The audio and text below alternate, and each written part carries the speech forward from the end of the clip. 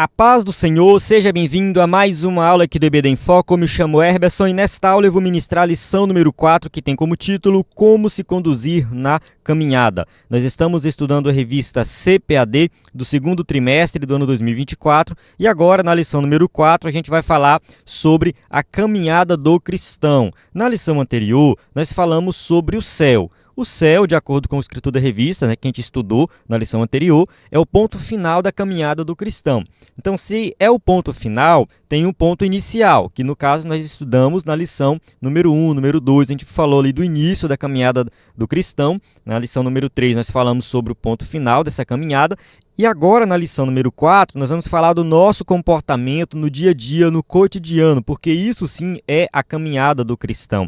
Então, assim, como crentes, nós devemos seguir um padrão, e esse padrão é Jesus Cristo. Nós temos que ver o que Jesus ensinou, como que ele viveu, como que ele fez, como que ele agiu para imitar a Cristo. Sabemos que Jesus fez a vontade do Pai e nós também temos que fazer a vontade do Pai. Nós temos que descobrir qual é a vontade de Deus para a nossa vida.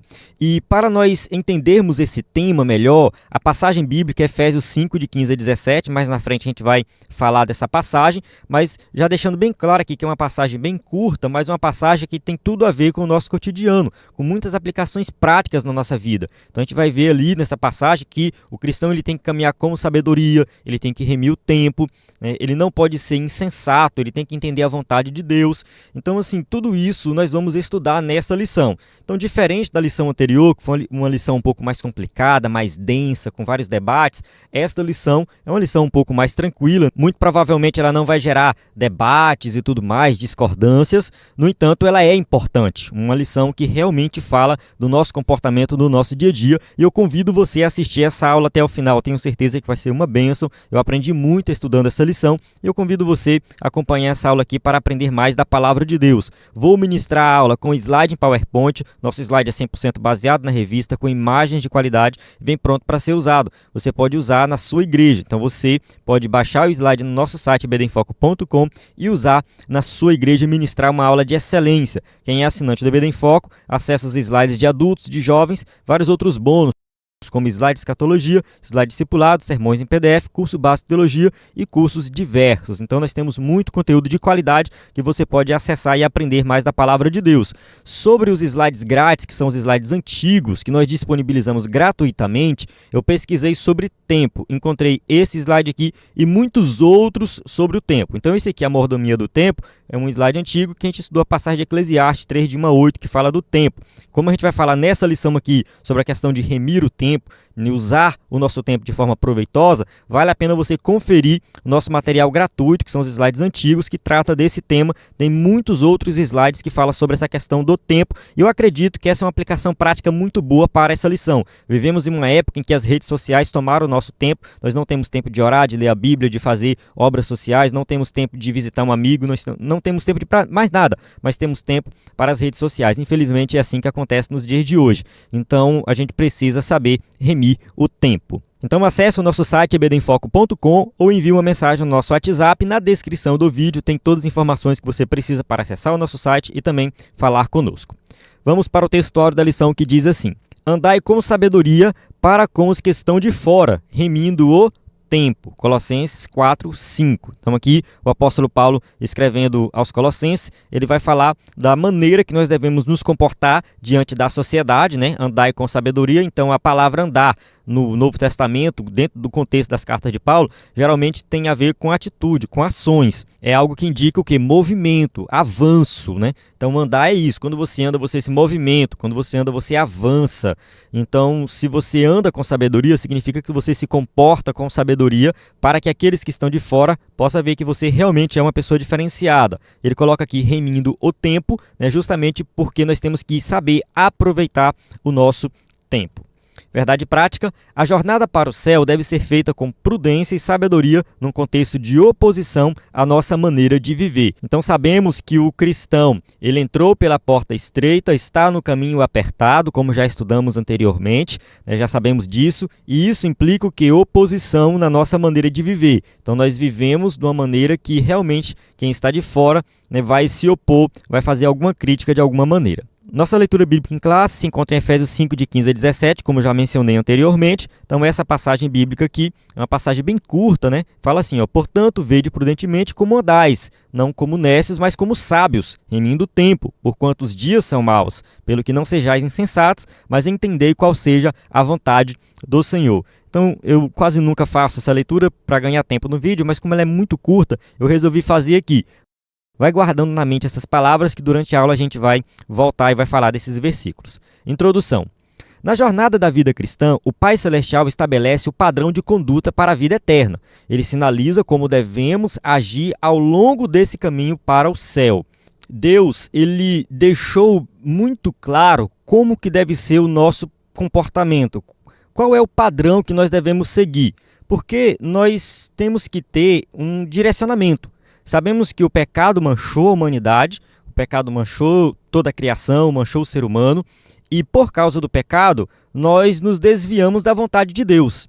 Porém, Deus estabeleceu um padrão e mostrou e falou assim: aqui está a minha lei. Ou seja, siga isso aqui e você terá a vida eterna. Não estou aqui dizendo que devemos seguir a lei, não é isso, né? A lei do Antigo Testamento. Porque quando a gente fala lei, muita gente pensa na lei do Antigo Testamento. Mas quem acompanha o EBD em Foco há muito tempo já viu algumas aulas que eu falo sobre esse tema, né? E eu digo o seguinte, que Deus tem uma lei eterna universal e essa lei se manifesta de maneira diferente em cada dispensação. Então, na dispensação do Antigo Testamento, na dispensação da época de Moisés, ali a lei se manifestou da forma escrita, em tábuas de pedra e tudo mais, né? Tinha um Antigo Testamento e tudo mais. No Novo Testamento, a lei se manifesta através do Evangelho. Então, a lei de Deus hoje é o quê? É seguir o Evangelho. Esse é o nosso padrão para a vida eterna. Por isso, como evidência do seu amor e cuidado, preparando tudo para que trilhemos bem o caminho da verdade, o Pai nos corrige em nossa jornada cristã. Então, nessa jornada cristã, quando nós erramos, quando nós falhamos, nós temos que ser corrigidos. Inclusive, já tivemos lições antigas que falam sobre disciplina, que é justamente essa preocupação que Deus tem com os seus filhos de corrigir quando eles fazem algo errado. Por isso, nesta lição, estudaremos a respeito de como devemos nos conduzir pelo caminho que nos leva ao céu. Então, o objetivo é esse, estudar, né, sobre a maneira, o comportamento, como que nós devemos nos comportar nessa caminhada, a caminhada que leva ao céu. Tópico 1, o padrão de conduta na caminhada cristã. 1.1, Jesus como nosso padrão de conduta. Antes de analisarmos o texto bíblico de Efésios 5, cabe-nos refletir a respeito de um padrão geral de conduta para fazer a vontade do Pai nesta caminhada cristã. A gente vai estudar Efésios 5, de 15 a 17, nos tópicos 2 e 3. Aqui no tópico 1, a gente vai definir melhor o que é o padrão de conduta, qual é a vontade de Deus para a nossa vida. Há um padrão que o Senhor Jesus espera de seus discípulos para fazer a vontade de Deus nesta vida? Então aqui fica bem clara essa pergunta, né? Existe esse padrão? Né? O que Deus espera de nós? A palavra padrão expressa uma norma determinada por consenso ou por uma autoridade oficial que se torna a base de comparação consagrada como modelo a ser seguido. Por exemplo, no nosso dia a dia, nós temos as unidades de medida. A gente tem o metro, o quilômetro, a gente tem o litro, o quilograma. Então, isso são padrões. Alguém um dia pegou um tamanho e falou: isso aqui é 1 metro. E de fato existe. Tá? Tem uma maneira que os cientistas fazem para calcular 1 metro. Isso fica em um laboratório. Tem o metro padrão, tem o quilo padrão. Todas as medidas são padronizadas. Qualquer laboratório que quer fazer algum experimento científico e ali ele quer fazer as medidas corretas, eles têm que procurar o laboratório que tem o padrão. Vão no laboratório que tem o quilograma padrão, o metro padrão, e ali eles vão replicar, né, fazer uma réplica daquele padrão, porque tem que seguir daquela mesma maneira, daquela forma. Então, como nós estamos dentro de um contexto teológico, nós estamos falando o quê? De comportamento, estamos falando de maneira de agir. E aqui nós vamos ver qual é o nosso padrão. O Senhor Jesus ensinou o seguinte: porque eu vos dei o exemplo, para que como eu vos fiz, façais vós também. João, capítulo 13, versículo 15. Então aqui Jesus está dizendo que ele é o exemplo, ou seja, eu fiz isso aqui para vocês repetirem. Então vocês têm que me tomar como padrão, como modelo. Ora, esse texto expressa que ele é o nosso modelo de conduta, o nosso padrão de vida. Então, qual deve ser o padrão de vida do cristão? Jesus. É isso. Jesus é o nosso modelo. Sim, há um padrão de conduta que tem como base o nosso Senhor, e quem deseja fazer a vontade de Deus nesse mundo deve olhar para Jesus, o autor e consumador da nossa fé. Então, qualquer pessoa no mundo que queira agradar a Deus deve olhar para Jesus. Jesus é o nosso modelo. Jesus é o nosso padrão. É por isso que a Bíblia afirma que não tem salvação em outro nome que não seja através de Jesus. Nós cristãos somos seguidores de Cristo, então nós temos que seguir Ele como modelo, Ele como padrão. A salvação vem por meio dele, foi paga por ele e ele deve ser o nosso modelo de conduta. 1.2. Fazendo a vontade de Deus. Como filho de Deus, Jesus procurou agradar ao Pai na jornada desta vida, fazendo sempre a sua vontade. João 6,38 diz assim, porque eu desci do céu não para fazer a minha vontade, mas a vontade daquele que me enviou. Então, aqui nessa passagem, Jesus deixou bem claro que ele faz a vontade do Pai. Não somente essa passagem, mas muitas outras passagens, Jesus vai deixar bem claro isso, que ele não faz a vontade dele, mas a vontade do Pai. Alguém pode questionar, mas Jesus também não é Deus? Se ele é Deus, como que ele faz a vontade do Pai? Então, ele é inferior ao Pai? Não é assim, tá? Você pode cair em alguma heresia seguindo esse pensamento, né? Por exemplo, os testemunhas de Jeová afirmam que Jesus é inferior ao Pai, que Jesus não é Deus de verdade. É como se Jesus fosse um Deus de segunda categoria. Então, eles falam essa heresia.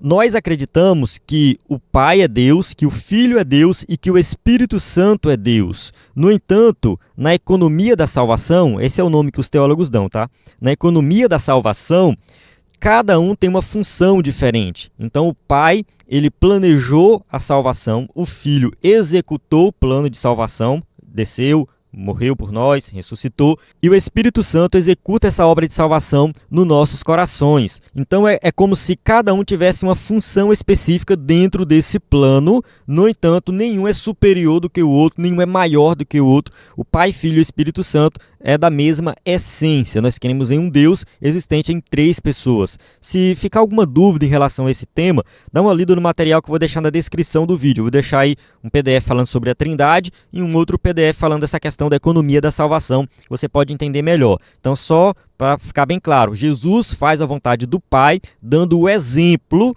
né, porque ele está seguindo essa lógica da economia da salvação, em que o Pai determina e ele executa esse plano de salvação. Não por acaso, nosso Senhor nos incentivou a buscar a vontade do Pai na oração que ele ensinou aos discípulos, o Pai Nosso.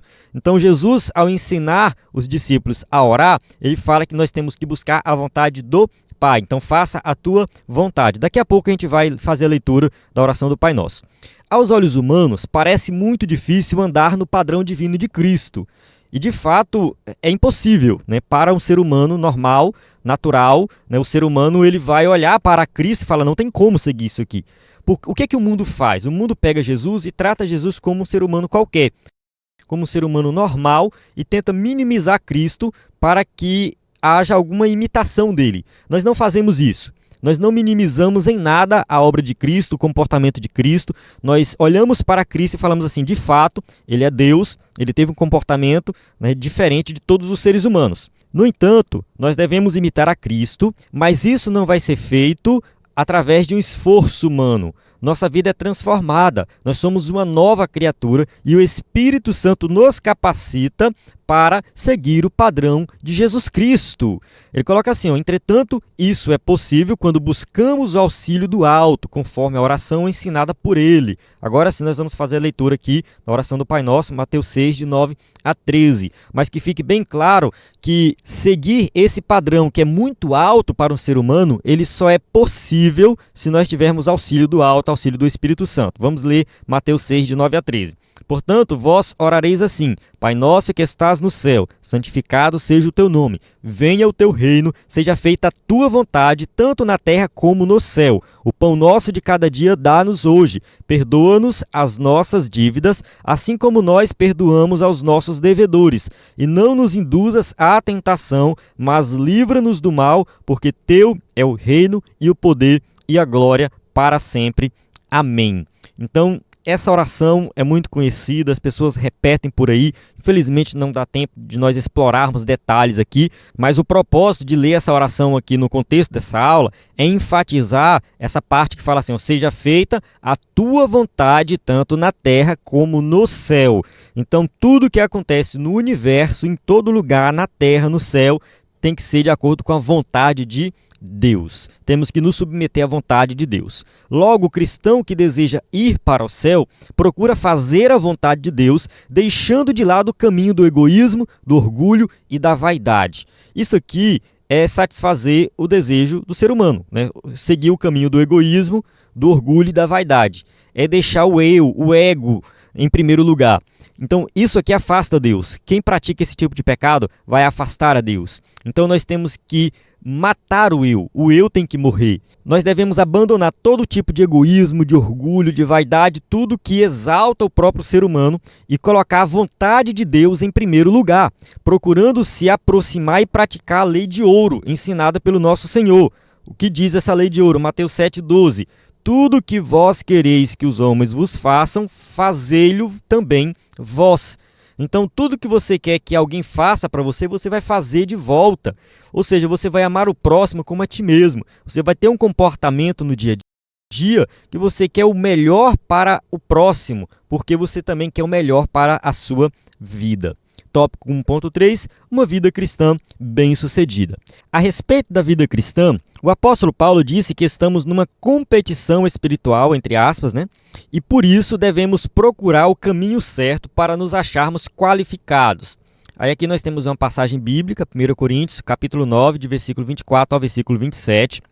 Essa passagem a gente vai fazer a leitura agora, mas eu quero só fazer uma observação, porque eu discordo um pouco da expressão que o escritor da revista usou, competição espiritual. Eu acho que não foi bem isso que o apóstolo Paulo quis dizer aqui. Eu vou ler a passagem, depois eu vou explicar e, enfim, você vê aí se eu estou certo ou se eu estou errado. Mas diz assim, ó: não sabeis vós que os que correm no estádio, todos na verdade correm, mas um só leva o prêmio? Correi de tal maneira que o alcanceis. E todo aquele que luta, de tudo se abstém. Eles o fazem para alcançar uma coroa corruptível. Nós, porém, uma incorruptível. Pois eu assim corro. Não como a coisa incerta, assim combato, não como batendo no ar. Antes, subjugo meu corpo e o reduzo à servidão, para que, pregando aos outros, eu mesmo não venha de alguma maneira a ficar reprovado. Então aqui o apóstolo Paulo está usando o exemplo das pessoas daquela época que participavam dos Jogos Olímpicos, que participavam de jogos, de lutas, de corridas. E o objetivo aqui, a analogia aqui, não é fazer essa comparação de que da mesma maneira que eles estão numa competição, nós também estamos numa competição. Não é isso. O apóstolo Paulo não está apresentando aqui a vida cristã como uma competição. O que o apóstolo Paulo está apresentando aqui é o esforço daquelas pessoas para ganhar aquela competição. Então, assim, eles se dedicavam. Então, aqueles que correm no estádio, correm para levar um prêmio. Eles estão buscando o prêmio. Então, faça da mesma forma, ou seja, corra de tal forma que você alcance o prêmio. Paulo não está falando aqui que eu tenho que me esforçar na vida cristã para ganhar um prêmio melhor do que o meu irmão. Não, isso não é uma competição. O que eu tenho que fazer é ver a dedicação daqueles corredores e me dedicar também na vida cristã, me esforçar. E ele dá um outro exemplo aqui que fica mais claro isso, né? Aquele que luta, de tudo se abstém, ou seja, o lutador profissional, ele abre mão de um monte de coisa. Ele abre mão de passear com a família às vezes. Isso acontece nos dias de hoje. Quem pratica esporte profissional, seja corrida, natação, ciclismo, luta, qualquer esporte, né, exige uma dedicação muito grande. Então, assim, olhe para essas pessoas que praticam essas atividades físicas, vejam a dedicação deles, né, e tenta fazer igual em termos de dedicação. Aí Paulo fala assim, por isso, né, eu corro não como uma coisa incerta, ou seja, eu corro para uma direção certa, eu sei para onde estou correndo. Eu combato, mas não batendo no ar, algo aleatório. Não é isso. Eu sei o que eu estou fazendo, eu sei a minha luta. Ele coloca assim, eu subjugo o meu corpo e o reduzo à servidão. Ou seja, o meu corpo é para servir a Deus, servir ao Evangelho. E aí, assim, Paulo vai dando o exemplo da vida dele e falando para nós fazermos algo parecido. Ou seja, se esforce, se dediquem, dê o melhor da vida de vocês. É a vida eterna que está em jogo. Então, assim, vocês têm que dedicar o máximo, uma entrega completa, é isso. Então, ser cristão é fazer uma entrega completa da sua vida, de tal forma que você não se pertence mais. Chegou um ponto que Paulo falou, não vivo mais eu, mas Cristo vive em mim. Então, assim, toda a vida dele foi entregue a Cristo para que ele siga, de fato, esse padrão elevado que é Jesus Cristo. Vamos ler o texto aqui da revista. Dessa forma, o cristão possui um padrão que o levará a uma vida espiritual bem-sucedida. Então, esse padrão é Jesus Cristo e ele tem que, de fato, se dedicar ao máximo nisso. Aqui não tem nada a ver com esforço para ser salvo. Muita gente pode confundir, porque eu tenho que me esforçar para ser salvo. Não, a salvação é de graça, você não paga nada por ela, porque o preço já foi pago. Jesus já fez tudo que é necessário para que a salvação se efetive na nossa vida. Ponto. Já fez tudo. O que o apóstolo Paulo está falando nessa passagem, que o escritor da revista também está tratando, é que o cristão, uma vez que ele realmente se converteu, crê em Jesus como Salvador, já foi perdoado os pecados, ele tem uma caminhada e nessa caminhada ele precisa ser perseverante. A Bíblia fala de perseverança. A Bíblia fala realmente de um esforço para você manter um padrão elevado, de conduta. É nesse sentido. Nós vamos sofrer oposição, vamos sofrer perseguição, enfim, tem as tentações. Aí sim vem um esforço para nós nos mantermos firmes nessa caminhada. O esforço da vida cristã não é para alcançar a salvação.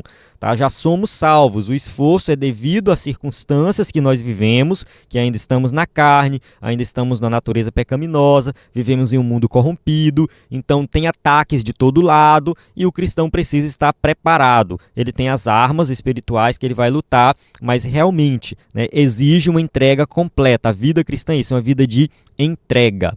Sabemos que pessoas bem-sucedidas procuram espelhar-se em outras pessoas ilustres, equilibradas e resilientes. Ora, em Cristo Jesus temos esse padrão e modelo. Então, assim, muita gente que quer ser um empresário de sucesso se espelha em um empresário de sucesso. Quem quer ser um atleta de sucesso vai se espelhar em um atleta de sucesso. E nós que queremos ser cristãos de sucesso temos que nos espelhar em Cristo. Ele é o nosso modelo, o nosso padrão. É por isso que a gente tem que ler a Bíblia, é por isso que a gente tem que procurar conhecer mais de Jesus, saber o comportamento dele, como que Jesus agiria, ter um conhecimento profundo do Evangelho para entender o padrão, o modelo que é Jesus Cristo. Ele foi resiliente, equilibrado e ilustre até a morte, de modo que o apóstolo Paulo escreveu sobre o nosso Senhor, exortando que o imitássemos. Ele fala assim, de sorte que haja em vós o mesmo sentimento que houve também em Cristo Jesus. Filipenses capítulo 2, versículo 5. Então, assim, o sentimento que tem que ter em nós é o mesmo sentimento que Jesus teve. Ele está falando aqui de humildade e tudo mais. Vale a pena você fazer a leitura de Filipenses capítulo 2 aí por completo. Mas a lição que fica aqui é essa. Nós temos que imitar a Cristo, ter o mesmo sentimento que ele teve. Tópico 2. Fazendo a caminhada com prudência e sabedoria. 2.1. O que é prudência? Podemos dividir o capítulo 5 de Efésios em 3 partes. A primeira parte, a caminhada do cristão em amor. Então vale a pena você fazer a leitura do capítulo 5 por completo para entender essa divisão. Na segunda parte, uma caminhada sábia, que no caso é 5 de 15 a 17. E na terceira parte, uma trajetória cheia do Espírito Santo, que é 5 de 18 a 33. Aqui nos deteremos na segunda parte. Vou voltar aqui só para relembrar. A segunda parte é essa, Efésios 5, de 15 a 17, que é a nossa leitura bíblica em classe, que eu já li no começo da aula.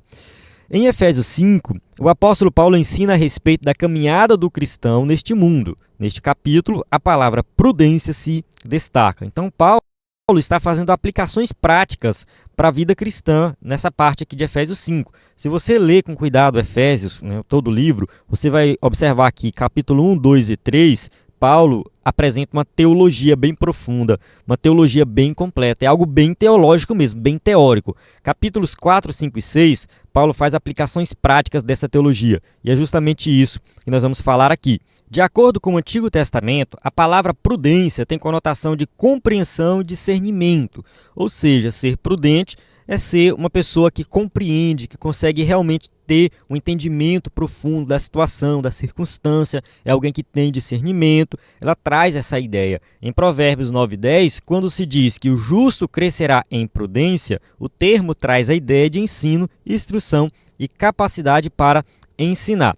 No Novo Testamento, a palavra remete a algo que Deus derramou sobre nós, ou seja, toda a prudência, entendimento, conhecimento e amor à vontade de Deus.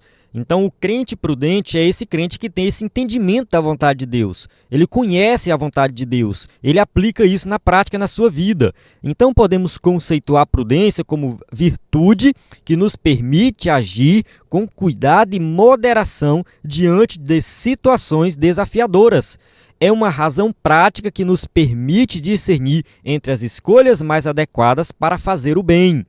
Ou seja, eu preciso discernir entre o certo e o errado, eu preciso discernir entre tomar a atitude A ou a atitude B, e eu faço isso com cuidado, com prudência. Eu estou diante de uma situação desafiadora e eu preciso ter moderação, cuidado, prudência, ou seja, eu preciso tomar uma decisão que seja de acordo com a vontade de Deus. Provérbios 16:16 diz assim: quanto melhor é adquirir a sabedoria do que o ouro, e quanto mais excelente adquirir a prudência do que a prata. Então nós temos sim que ter muita prudência no nosso dia a dia, no nosso cotidiano, nas nossas decisões. Vale mais do que ouro, vale mais do que prata. Tópico 2.2, não andeis como nécios. O apóstolo Paulo diz que não devemos andar como nécios, cujo adjetivo asofos traz a ideia de alguém insensato, tolo, ignorante e embotado. Vamos ler aqui as passagens de Efésios 5:15 e Lucas 24:25, que diz assim,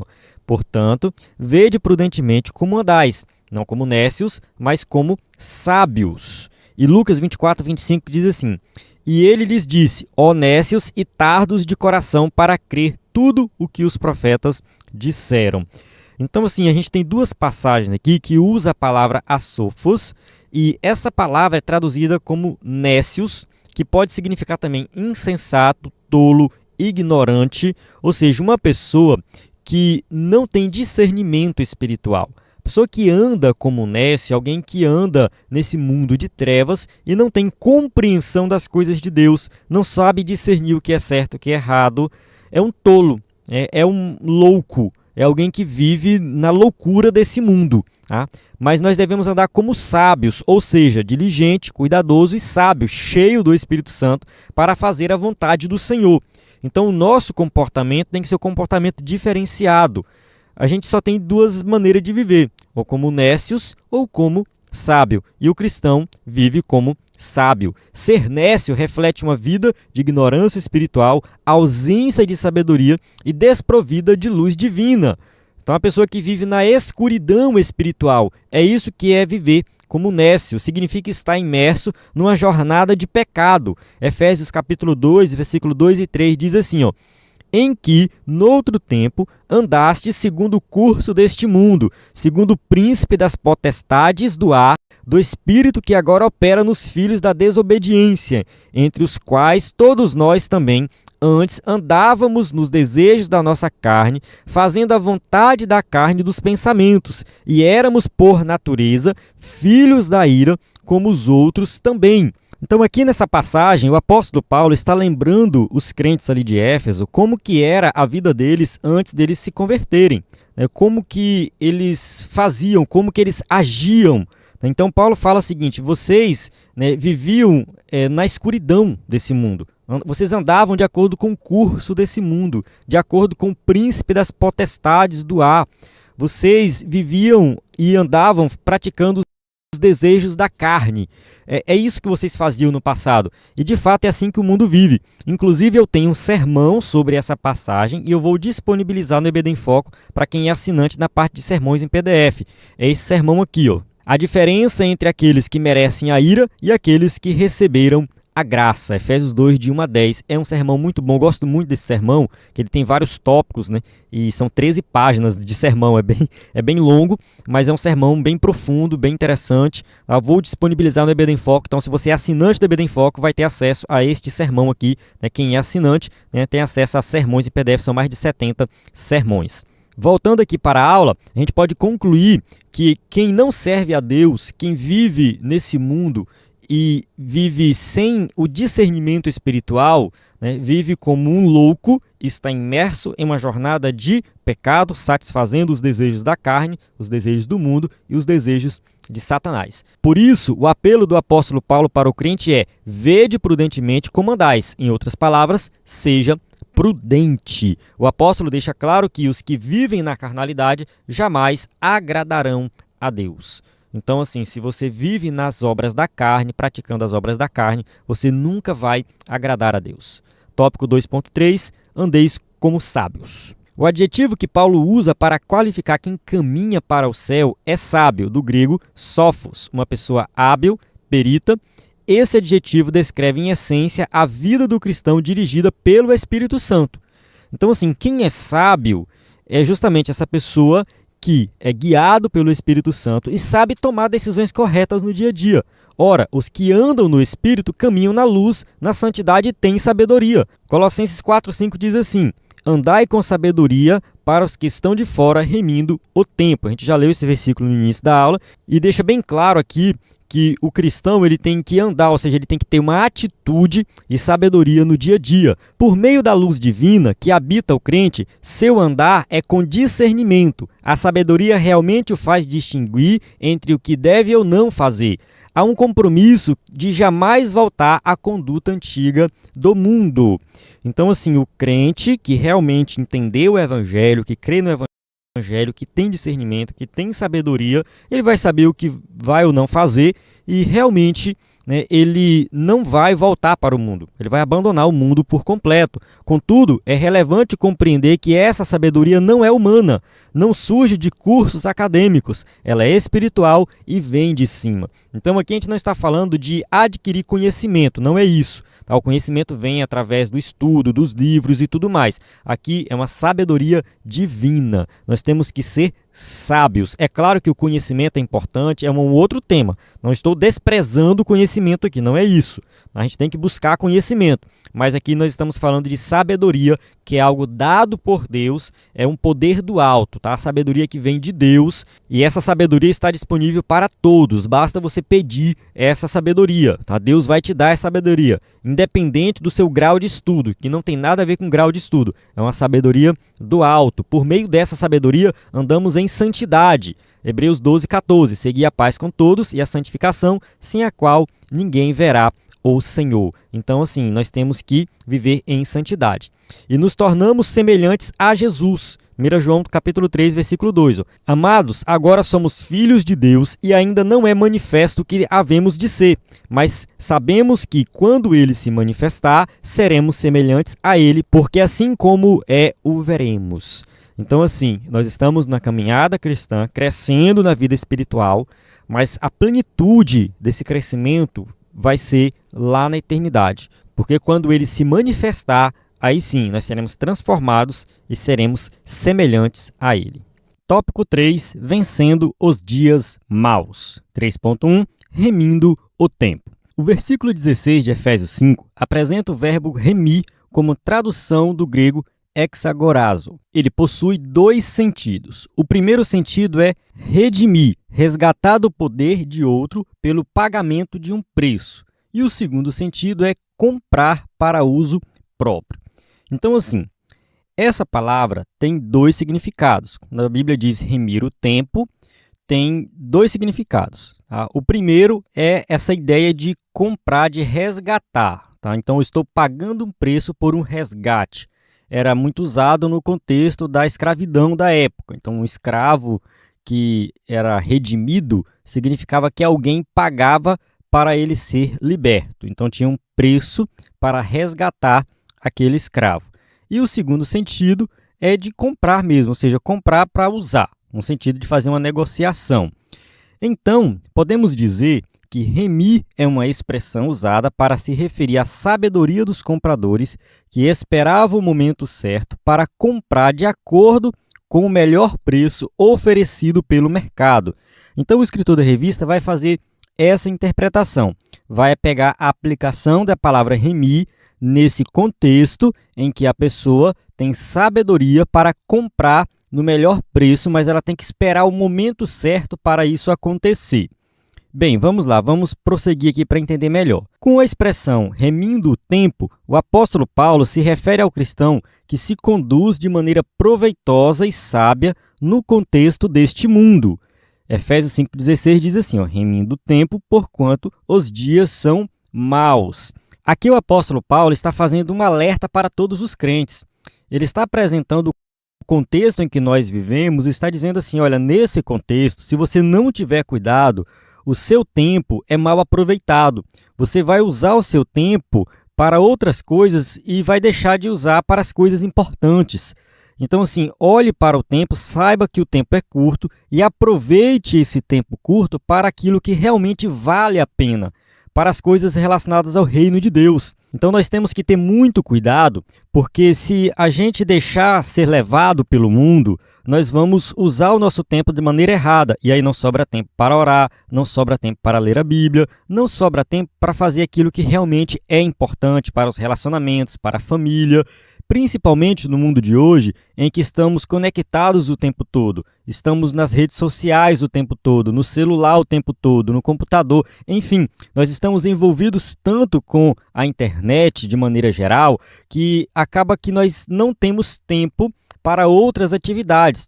Alguém pode argumentar, mas eu passo muito tempo aqui na internet vendo as coisas relacionadas ao reino de Deus. Tá, tudo bem, isso pode ser válido, não tem problema nenhum. Você pode ler a Bíblia na internet, você pode participar de cultos na internet. Isso aí realmente é algo proveitoso, podemos dizer dessa forma. No entanto, a internet e as redes sociais não podem substituir os relacionamentos reais. Não pode substituir o relacionamento de você com seus amigos. Não pode substituir um culto lá na igreja em que você tem comunhão com os irmãos. Então, assim, a gente precisa realmente saber usar as redes sociais, a internet hoje de maneira sábia, de tal forma que não tome o nosso tempo daquilo que realmente é importante. E eu acredito que fazendo isso, a gente vai viver muito melhor. E você que é professor da EBD vai ministrar essa aula na sua igreja, procure fazer essa aplicação para os seus alunos, porque nós temos que prestar atenção nesses detalhes. Sabemos que muitas pessoas já estão desenvolvendo alguns transtornos por causa das redes sociais, tanto tempo que fica na internet, acaba vivendo ali em um mundo paralelo, fechado em bolhas, no caso que são grupos e canais no YouTube, enfim, de maneira geral, que só fala a mesma coisa. Então tem muita gente aí que ficando doente, principalmente na época da política. A gente vê a disseminação de muitas fake news e muita coisa aí que acaba prejudicando. Então, assim, o cristão tem que tomar cuidado com essas coisas e valorizar o seu tempo, fazer aquilo que é mais importante, e deixar as coisas secundárias de lado, porque isso está tomando o nosso tempo. Tópico 3.2, remindo o tempo e a volta do Senhor. Quando se fala a respeito de remir o tempo entre os cristãos primitivos, estes tinham em mente a iminência da segunda vinda do Senhor Jesus, ou seja, esse esperado acontecimento poderia acontecer a qualquer momento. Vamos ler aqui 1 Coríntios, capítulo 15, versículo 51. Eis aqui vos digo um mistério. Na verdade, nem todos dormiremos, mas todos seremos transformados. Aqui o apóstolo Paulo está falando para a igreja de Corinto que eles seriam transformados, ou seja, alguns aqui não vão morrer, alguns aqui serão transformados. Então, essa era a esperança da igreja primitiva. Algumas pessoas podem falar, mas Paulo errou então, Paulo não estava inspirado, porque Paulo falou que eles seriam transformados e isso não aconteceu. No entanto, Paulo vivia na iminência da volta de Jesus. Todos os crentes da igreja primitiva viviam nessa iminência. Eles acreditavam que Jesus iria voltar naquela época. Então, assim, Paulo não está falando nada errado aqui. ele está nessa expectativa que Jesus pode voltar naquele momento. Então, assim, ninguém sabe quando vai ser a vinda do Filho do Homem, ninguém sabe quando vai ser o arrebatamento da igreja. Como a gente não sabe, como a gente não tem essa informação, nós temos que viver o tempo todo na expectativa que Jesus volte a qualquer momento. Quando a gente lê as parábolas que Jesus conta no contexto escatológico, que ele está falando ali da iminência da sua vinda, ele sempre deixa ali muito claro que quando ele voltar, ele quer nos encontrar trabalhando, ele quer nos encontrar fazendo algo útil para o reino de Deus. Então, assim, nós precisamos realmente aproveitar o tempo, porque quando Jesus voltar, ele quer saber o que nós fizemos com o nosso tempo. Por isso, os cristãos eram incentivados a procurar sabiamente aproveitar todas as oportunidades, em especial no sentido de se prepararem espiritualmente para aquele dia. Então, todos os crentes da igreja primitiva estavam se preparando para a vinda de Jesus. Assim, a perspectiva da iminente volta do nosso Senhor faz com que não percamos tempo com coisas banais. Antes, nos exorta a viver de maneira sábia, santa e piedosa, pois o Senhor Jesus pode voltar a qualquer momento. Então, assim, a gente tem que viver nessa expectativa de que Jesus pode voltar a qualquer momento e, por esse motivo, a gente precisa fazer aquilo que é mais importante. Se nós soubéssemos o dia da nossa morte, é bem provável que nós nos programaríamos melhor. Vamos supor que você recebe a seguinte informação: você vai morrer daqui uma semana, contando 7 dias a partir de hoje. Então, assim, você sabe o dia que você vai morrer. O que você vai fazer nessa semana? Será que você ia perder o seu tempo com coisas banais nas redes sociais? O que você ia fazer da sua vida? É bem provável que você ia dedicar o seu tempo à sua família, é bem provável que você dedicaria o seu tempo um pouco na obra de Deus, fazendo alguma coisa relacionada à obra de Deus, indo à igreja. É bem provável que você, durante essa semana, sei lá, ia orar um pouco mais, ler mais a Bíblia. Então isso ilustra um pouco como que nós organizamos o nosso tempo. Então, assim, nós não sabemos quando nós vamos morrer e sempre temos a esperança que vamos viver muitos anos. Então ninguém quer morrer agora, todo mundo quer viver aí 70, 80 anos ou mais. Então, assim, acaba usando o seu tempo da forma errada. No entanto, não é necessário você saber o dia da sua morte para tomar uma decisão. Você pode tomar essa decisão hoje, de remir o tempo, ou seja, de aproveitar o tempo da melhor maneira possível, fazendo aquilo que é realmente importante. Tópico 3.3, os dias são maus. Outra expressão que chama a atenção é, os dias são maus, Efésios 5,16. Ela revela que estamos inseridos numa sociedade dominada pelo pecado que pode tomar o nosso tempo e nos levar à prática do mal. Então, assim, nós somos salvos em Cristo Jesus, certo? Já vivemos no reino de Deus, não pertencemos ao mundo.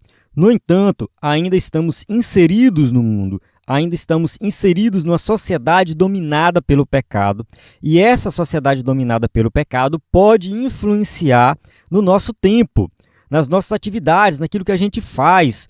Então, assim, muita coisa que existe no mundo pode prejudicar a organização do nosso tempo e, de repente, você se encontra usando o seu tempo da forma errada. Você não está priorizando aquilo que é mais importante na sua vida. Então, se você for analisar o que é mais importante, for fazer uma lista de atividades e destacar as prioridades, você vai observar que tem muita coisa ali na sua lista de atividades que talvez não deveria estar lá. Tem muita coisa no seu dia a dia que vai tomar o seu tempo para fazer aquilo que é prioridade. Tudo isso pode ser influência do mundo. Não podemos nos conformar com essa possibilidade. Não podemos ser insensatos a tal ponto, mas entender qual seja a vontade de Deus. Efésios 5,17 fala da vontade de Deus.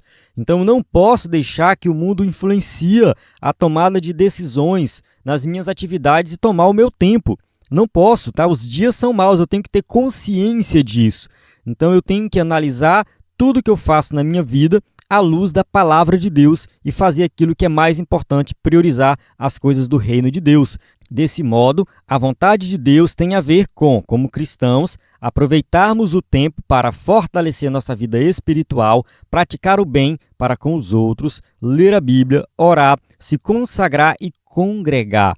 Da Gálatas 6,10 diz assim: então, enquanto temos tempo, façamos o bem a todos, mas principalmente aos domésticos, da fé.